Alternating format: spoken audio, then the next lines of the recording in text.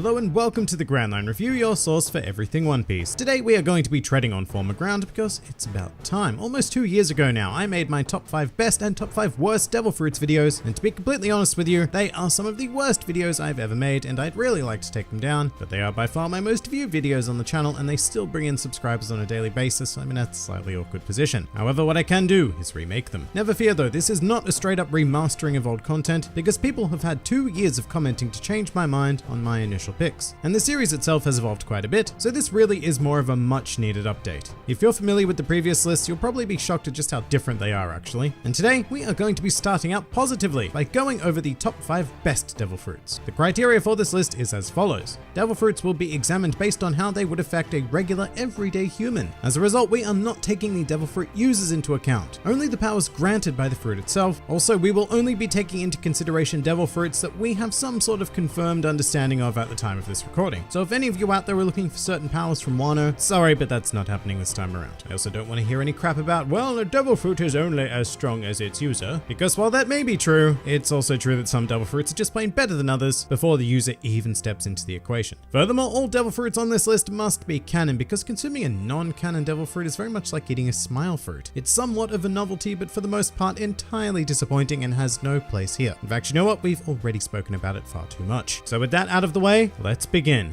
Welcome to the new and improved top 5 best Devil Fruits in One Piece. Number 5.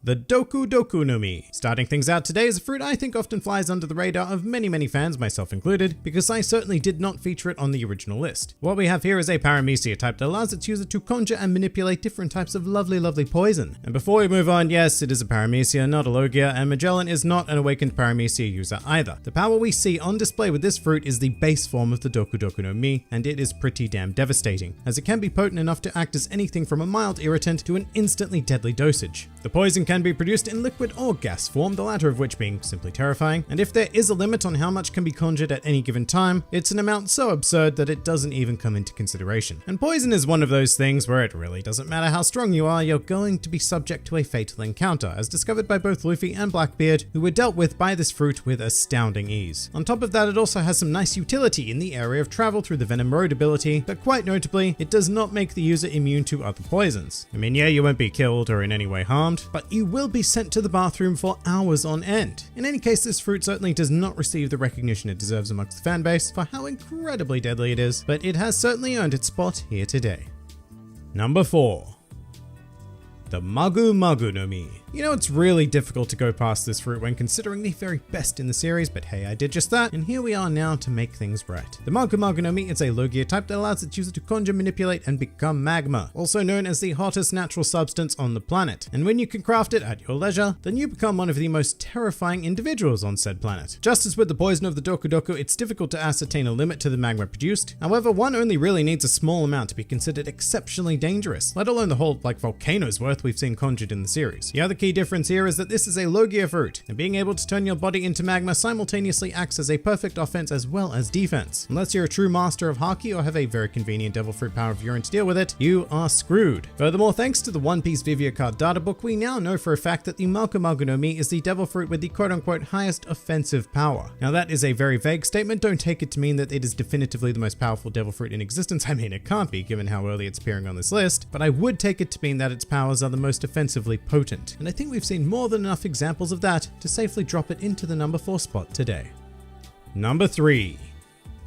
The Gura Gura no Mi. Alrighty, here we have a paramecia type that gives its user the ability to create vibrations, and if that sounds a bit underwhelming at first, I hear you, but when we see said vibrations at work creating earthquakes and tsunamis, it becomes very difficult to deny the sheer power of this fruit. In fact, the Gura Gura no Mi has been said to have the ability to quite literally destroy the world, as well as being dubbed as the strongest fruit within the paramecia class. And we know for a fact that this raw power is available instantly upon consumption without any real training, because after being acquired by Blackbeard, the very first thing he did was unleash this incredible power on Marineford. Also, this fruit has no apparent weakness apart from your standard Devil Fruit shiz, but in all fairness, that may be because we've primarily seen it wielded through Whitebeard, the strongest man in the world, so if it did require heavy amounts of stamina to engage in, then it really wasn't that noticeable. Even if it did though, the power to create a natural disaster on a whim is more than phenomenal and absolutely deserving of the number 3 spot.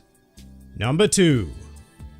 the Hobby no Mi. Oh wow, when I first made this list, this one was most certainly an oversight. Over the last 2 years, people have continuously brought this one to my attention, and I've tried to defend my choices, but in the end, this fruit is just too damn good. If you're not familiar with it, it is a paramecia type that allows its user to transform living beings into toys. The only restriction being that the user needs to touch that living being, and then bam, you're a toy. As far as I'm aware, it doesn't matter how powerful you are either, you will not be able to deal with this whatsoever. In the series, most of the Straw Hat Grand Fleet were turned into toys, as well as Nico Robin, and theoretically you could turn all of the Admirals, Warlords, Revolutionaries, and Yonko into toys provided you could touch them. But once that condition has been met, the battle's over, and whoever has been transformed into a toy is now forced to follow the will of the Hobby user. That is utter madness. And if you're worried about friends of your victim taking revenge, then don't be, because once the user has turned their target into a toy, all memories of that target are systematically erased from everyone who has ever come into contact with them. But just to make things even more insane, the user of the Hobby no Mi also gains a teeny tiny side effect of eternal youth. Once the fruit is consumed, that is the age you will stay forever. To be clear, this does not make you immortal, you just won't ever age, which is still amazing. This fruit is ridiculous. However, something very important to note is that it does not grant the user any decent offensive or defensive abilities. You are a regular old squishy human, and if someone is familiar with your powers, then you're probably pretty screwed in any combat situation. It is that, and that alone, that stops the Hobby no Mi from climbing any higher on this list.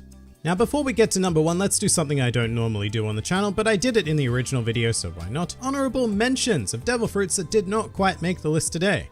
The Yami no Mi. Here's the deal. If it is ever confirmed that this devil fruit is what allows you to possess a second devil fruit, then it will be thrown into the number 1 spot, no contest. Unfortunately, we do not know that at the time of this recording, and as cool as black holes are, as demonstrated in the series so far, I don't think they trump the abilities we've examined. The Soru no Mi. This fruit is absolutely insane, but only in the hands of an equally as insane individual. The main problem is that this fruit is completely ineffective against those who don't fear death. And in the hands of a normal everyday person, people are unlikely to fear your capacity to cause death. So soul manipulation isn't really on the cards. The Ope no Mi. Incredible devil fruit, but its true value lies in the user sacrificing themselves to grant eternal youth to another person. Not so great for the user at all. The Pika no Mi. Yes, it grants you the ability to move at whatever the One Piece world equivalent of light speed is, but it has huge issues in that light can only move in a straightforward direction unless reflected. This fruit is nowhere near as good as people believe it is, and yes, Kizaru uses it fantastically, but the average person would not. And with that, we finally arrive at number 1.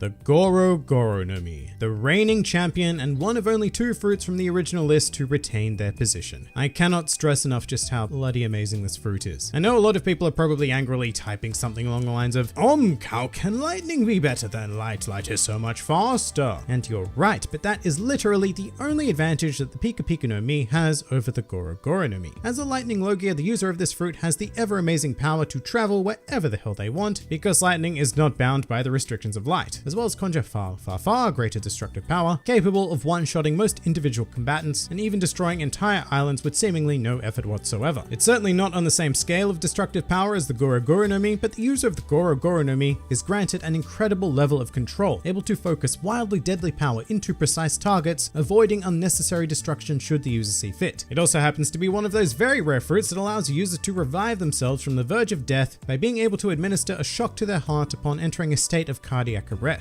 And yes, some people will still go on about how the Pika no Mi is better, but I've also heard the argument of, well, the lightning fruit cannot be the best devil fruit because it lost to Luffy. That should make the rubber fruit the best devil fruit. And it's absolutely the stupidest argument I've ever heard. It's like saying that Superman isn't strong simply because kryptonite exists. Yes, the Goro no Mi has a single natural weakness, but that does not negate every other incredible advantage you gain by consuming it. And finally, at the time of this recording, it is still the only devil fruit in the series that has ever been stated to make the user essentially invincible. And with all of that in mind, it's pretty easy to see how NL developed his god complex, because consuming this fruit for all intents and purposes made him just that. Now, it can't grant eternal youth or be considered the strongest defensive power, or even destroy the world, or actually it probably could destroy the world if you gave it enough time. But this fruit is all around incredible regardless, and capable of so much more en masse than any other, which is why it remains the undisputed champion of this list. But that pretty much does it for the new and improved top 5 devil fruits in One Piece. If you enjoyed this video and the content this channel produces in general, then please do consider donating to the Grand Line Review Patreon, because the support of all of you amazing people is what continues to make this channel possible. Also do check out my Teespring store if you're interested in shirts, hoodies, and other miscellaneous items, with the proceeds going directly to support the channel as well. And if you'd like to join the fun at any time, then please do head over to my Discord server, where a wide array of shenaniganry takes place on a daily basis. And finally, please do comment with your own best devil fruits in the series. This has been the Grand Line Review, and I'll see you next time.